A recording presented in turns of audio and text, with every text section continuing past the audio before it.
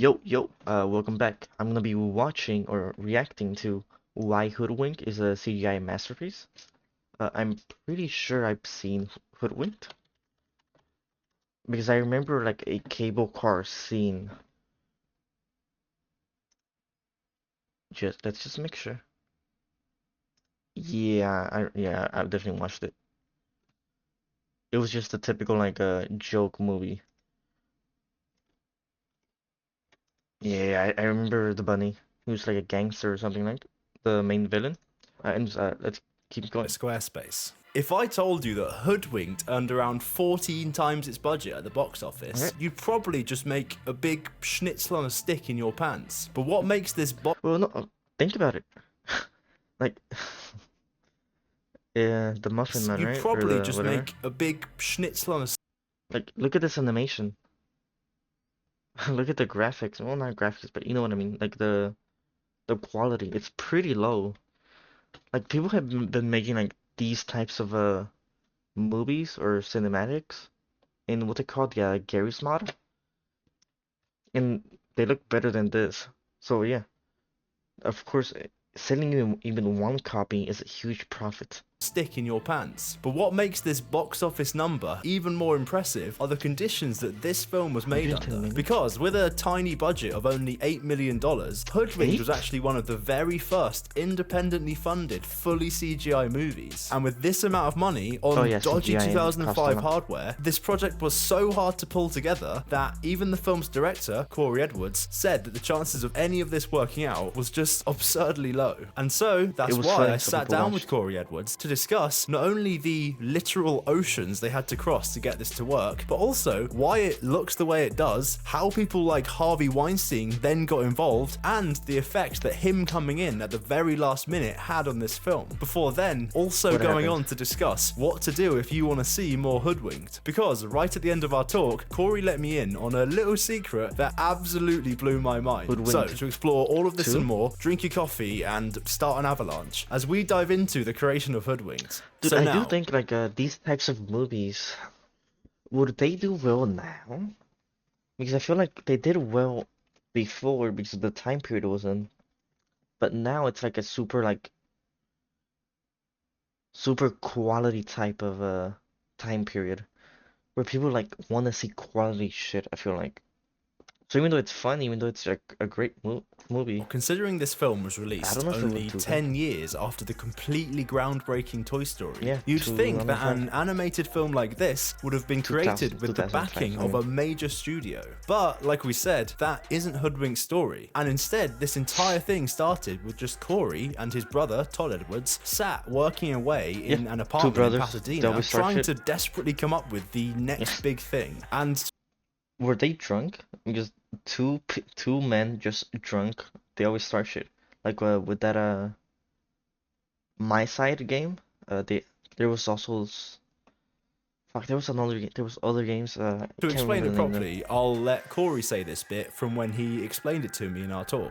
It's my brother and I were both working. We had a production company together and we were just working in like commercials and music videos and like just client work, whatever we could get. But our dream was to make movies. And my brother had Oops, sorry. already directed a film that went to Sundance, and that was a big boost for us. But we couldn't quite get the next thing going. And one of our investors on our Sundance film, he was just interested in the next project, and he'd only put, $5-6 grand into our independent film that we did. So we put a lot of scripts in front of this investor that we knew in San Francisco, and they were all live action, kind of indie, late 90s kind of indie style, crime thriller kind of comedies. But then we showed him, just as proof that we can finish things, we showed him a direct to video robot adventure I made with another small company here in the US called Wobots with a W. So we showed him this DVD. We said, look, we also did animation. And that's when we really got his attention. Because their investor was looking to make something like a Disney film, where they take an old story that already had awareness, like Cinderella, and then kind of modernize that through animation. Okay. But of course, in 2005, most of those old fairy tales had already They were been taken by done, Disney. and had been done so well that without retreading on the same ground, there weren't really too many stories left for Cory and Todd to explore. Well, that was until they began to consider the story of Little Red Riding Hood. And then we said, well, Red Riding Hood is very universal. And as I researched, it's like there are cultures around the world that tell this story. And sometimes the wolf is They're a the difference? bear. Sometimes the wolf is a troll. But it is the cautionary tale of a girl in the woods trying to get to her grandmother. And it's like, okay, this is a universal story. This is one that might work, but it's like you can tell that story in 5 minutes. And so this was the major problem with the Red Riding Hood story, that there wasn't really any more to it beyond what Cory had just described. Yeah, However, the girl at the same time, this meets a lack wolf, of content also meant they walks had to the her freedom to expand red upon moss. that in any way they wanted.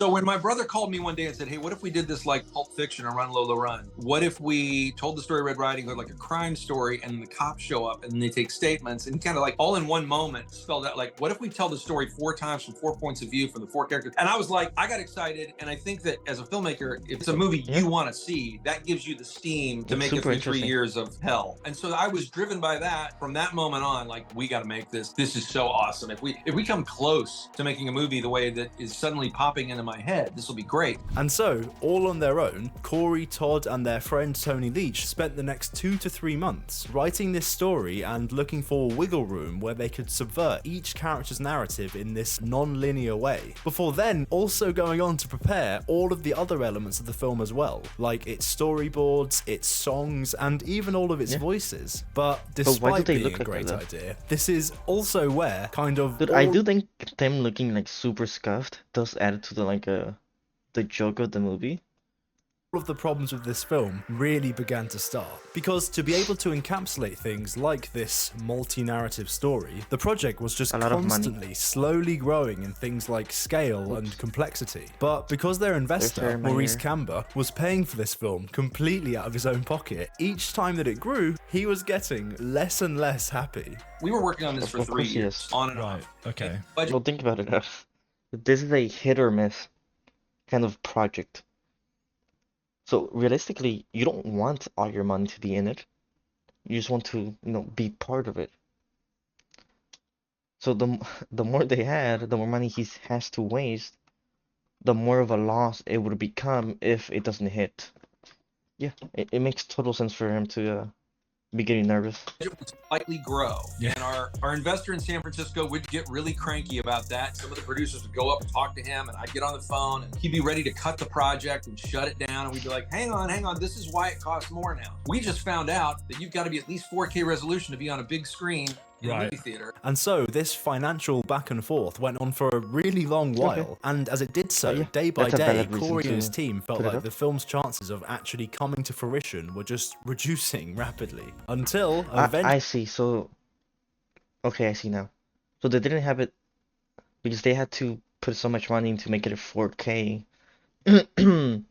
They had to cut a budget from other places like animation. Actually, one guy got involved, and suddenly things began to really pick up traction. But before we get to that, I wanted to introduce you to the sponsor of today's video, Squarespace, the all-in-one platform for entrepreneurs to stand out and succeed online. Because I've recently been using Squarespace to create my very own website, and through its cutting-edge design intelligence and blueprint AIs, I was able to get a good-looking website up and running within just a few minutes, basically. And what really blew me away about this was just how effortless and intuitive the whole thing felt. Because with their visual design tools, it took just a few simple tweaks afterwards, and I had the exact website I wanted, despite knowing literally nothing about web design. And furthermore, speaking of things that were easy to set up, by using Squarespace payments, I was also easily able to create payment methods like Apple Pay, Klarna, or Afterpay for any customers who visit the site. So whether you are just starting out or managing a growing brand, Squarespace makes it easy to create a beautiful... The thing with these kinds of websites is it actually secure? Because you have to pay in this website. If it's hacked, your account information can be seen, right? So how secure is it compared to like having a professional do it? With your audience and sell anything all in one place. So head to squarespace.com for a free trial, and when you're ready to launch, go to squarespace.com/CGY to get 10% off your first purchase of a website or domain when you use the code CGY. And with that, now back to the video and back to the one guy whose involvement may have saved the entire Hoodwinked project. We did get Patrick Warburton from the get-go. He was our first guy that ever signed on with no money, no contract. He just liked us. How did you find him then? Did you just send the script to people. Yeah, he was, again, it's like this weird path that doesn't make sense. Patrick does like big stuff, and then he does little stuff. He's just a really interesting guy as far as what he will and won't do. If it's interesting to him, he'll do it. So he was on the thing is, how do you get a bit into the big stuff? Well, by doing the little stuff, because the little stuff can blow up and become big stuff. So yeah, he's actually pretty smart. Yeah, getting small stuff, and then if it blows up, well, you're guaranteed to be in the big stuff that small stuff is gonna make. Because when something blows up, there's usually like a, season 2, season 3, and since you're already an established character, you're also gonna be in those seasons. Yeah, it's a smart independent film that Tony Leach, one of our co-directors and co-writers, was on. And Tony just said, we're working on an animated movie. You're one of the best voices we could ever get. And he said, well, send me the script. Suddenly, a couple weeks later, we're sitting in Jerry's Deli in LA, and in walks Patrick Warburton. And it's like meeting with a fictional character. It's crazy when you finally get to sit down with somebody you've heard most of your life. Yeah, does he have the voice in real life? Does he sound like that? Yeah, I really like the script. It's really funny. Yeah, I'll do it. And it's like he stepped out of the TV, and he has been our champion. I mean, if I call him tomorrow, he'll do something with me, because he just really enjoyed our independent spirit that you talk about. And so, with a big name like Patrick Warburton attached, word of this little indie film with a great script began to spread across town. And therefore, with this, more and more people wanted to get involved. And therefore, finally, for Cory and his team, things were actually starting to look up, and Hoodwinked was finally starting to look like it had a future. But now, before we go any further, we probably should address the elephant in the room of this film. That, yeah, it's not the best looking film in the world, but there was actually a massive reason for this. Because whilst nowadays you can do a lot from your bedroom with just a laptop, they didn't have the watch some educational videos, or create some high quality renders, when the animation on this film started back in around 2002-ish, literally only a few companies and a few people in the entire world had both the technology and the know-how to actually make an animated film like Toy Story.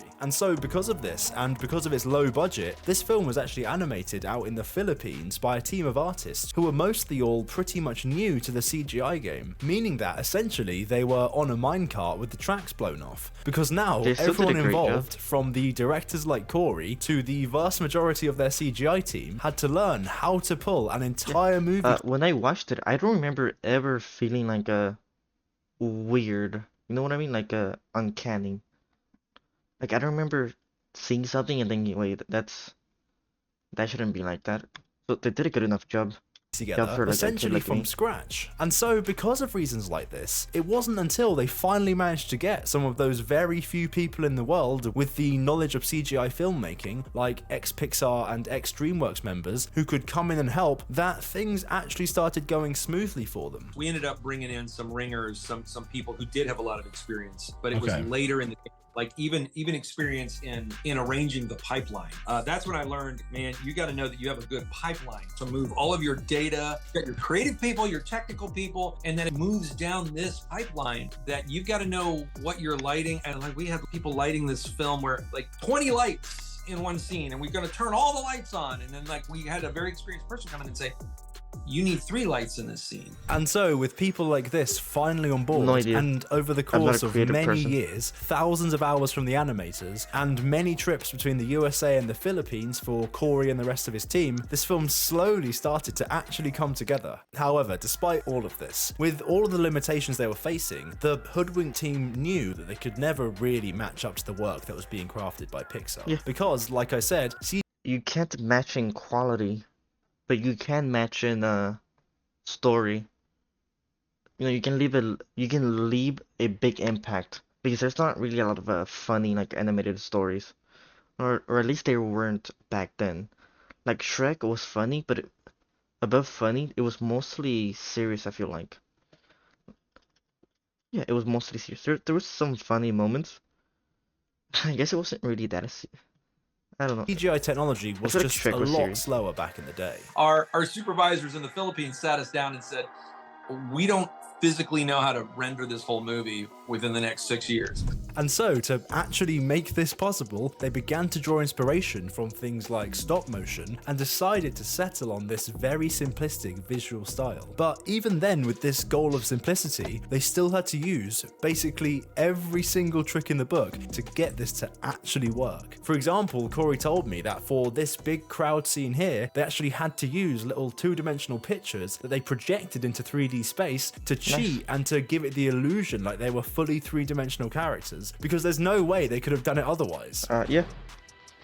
But despite all of these efforts to optimize every little detail, this project was still so demanding that once the team committed to working on a shot, you know, like actually starting to animate and stuff, there was literally no opportunity to go back to the drawing board and start changing things like you so often hear films do these days, because they just didn't have the money to do so. Meaning that whilst they could tweak little bits of the shots here and there, the final film we're seeing here was basically the exact same film they had planned out on the storyboards years beforehand. And so the fact that every shot in this film still hits and feels good, despite coming from such a rigid and also basically imagined place on a storyboard, is just an absurdly underrated achievement of this film. And so considering all of the things that were working against the team, I honestly think that Hoodwinked looks pretty good for what it is. Because considering they started from literally nothing, the artists behind this film managed to achieve an absurd amount, as you've got multiple characters covered in fur, in big environments with avalanches and crowds and day to night lighting and rivers and much more. And as Cory mentioned frequently throughout our chat, so much of this film only came together through a mix of both absurd luck and very hard work. So even though Hoodwinked does look a little bit strange, I do genuinely think it's quite the commendable achievement. But we'll loop back around and wrap all of this up in just a minute, because first there was one other major aspect of this film that I wanted to touch on, and that was the influence of the Weinsteins. Because whilst word of this film was spreading around the creative world, in the real world, the general public had no awareness of it whatsoever. And so the Hoodwinked team had to find someone who could distribute this film for them, and therefore handle stuff like the advertising, getting it into the cinemas, making the DVDs, and just all of that stuff that you don't even think about when you're actually crafting the film. And so to get it distributed, the Hoodwinked team showed it to literally anyone who was remotely involved with animation, with the desperate hope that just someone would pick it up. And we showed it to everybody. We showed it to DreamWorks. We showed it to Sony. But a lot of studios were just starting to get into the animation game. So none of them wanted to pick up this indie film. They were all developing their own stuff in-house. And I mean, I'll be honest, you know, the animation, even at the time, looked a little rough. It looked like this diamond in the rough indie film. But it started to get a lot of fans around town. And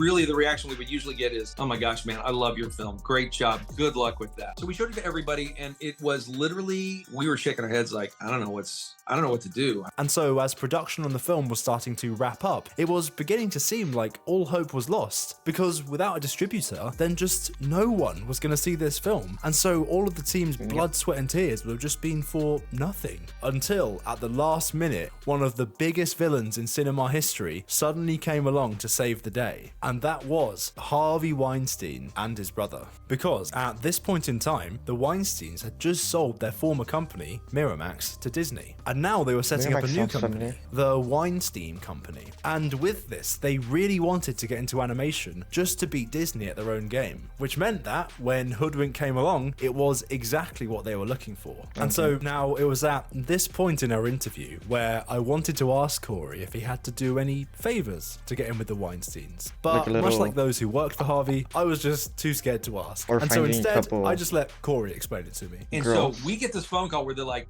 the Weinsteins are getting into the animation game. They want to see your movie. And within 2 weeks, we had a deal on the table that we were signing. And so with the Weinsteins involved, suddenly everything just started to happen. You know, posters, trailers, press tours, famous actors for the voices, and even bringing in George Lucas's Skywalker sound to do the sound mix. All of which must have just been absolutely incredible for the people who worked on this film. However, it also turns out that bringing in a bunch of big name Hollywood actors to do the voices on your little indie film at the 11th hour is actually a really difficult thing to deal with, because at the time they were brought in, the film was basically completely animated and rendered, meaning it was essentially finished. Yeah, and if they put more new voices, they had to re-render and change the mouth to fit it with the voices, right?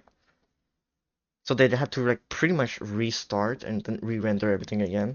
Based off of the work of the previous voice cast, who were largely just friends and family of people like Cory and Todd. And so now these big name Hollywood actors had to match the work of somebody else, which, according to Cory, they quite rightly hated. I think a lot of the people that are used to being on camera, and also just rightly so, being actors who create their performance from scratch, it is a very frustrating process. And there are some people that can do it like that, and there's some people that, ooh, it is death. It creates a very wooden, very mechanical performance because they're just doing it over and over. We had to do it over and over until they got the lip sync right. And that is not how I want to work with actors. Yeah, as a director, how are you sort of handling that? Are you It's having to either keep that or your they cool the redo entire the time? lip syncing. Yeah, I'm just like, oh, it's great, let's try it one more time. And Okay. we punch in like, let's do this one phrase again. And sometimes it was like my sound editor had to just like get me on the headset and go, look, it's good enough. I'll get into Pro Tools. I'll stretch this vowel, I'll shorten this pause. We can make it work. Because the actor's getting so frustrated, we're entering the point of diminishing return. But I will say, I'm so fortunate that like Patrick Warburton's performance as the wolf, he was there from the beginning. So his stops and starts, the way he does things was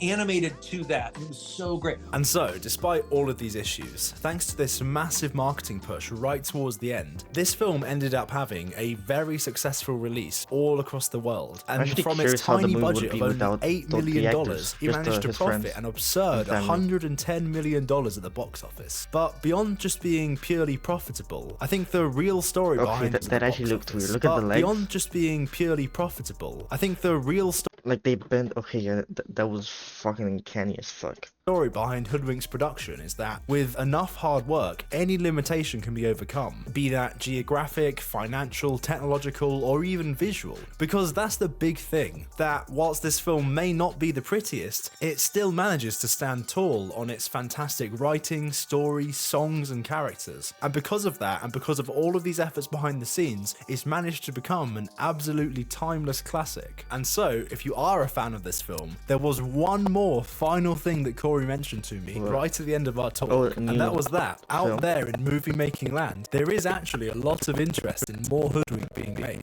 And so Cory said that if we want to see more Hoodwink, then the best way is to start being as vocal as possible about it online in order to make it clear that we want to see more from this world. And speaking of which, I'd just like to thank Cory so much for talking with me, and if you want to hear more about Hoodwink, the full interview is up right now on my second channel, where he spills the beans on a lot of stuff that I just could not squeeze into this video. Because the rabbit did get captured at the end, if I don't remember wrong. And so that like, is just the exactly end of the video, what went wrong with Hoodwinked 2, what is really like working with the Weinsteins, Wait, how's exactly what went wrong with Hoodwinked 2, what Wait, there was a Hoodwinks 2? Huh? Wait, there was a 2? I've never heard of this one.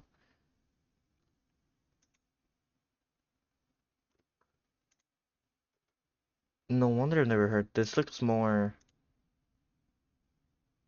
looks more clean, but more shitty at the same time. I don't know how to say it. It looks...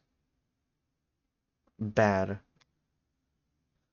It looks like the Joker 2. You know, the Joker 1 worked. Make the Joker 2. is really like working with the Weinsteins, I don't how know he if met it flops, Quentin but it's Tarantino. shit, that's for sure. Yeah, nice video. Thanks for watching. Like, subscribe. Check out his channel. This is the second or third video I've watched from him. They're always great.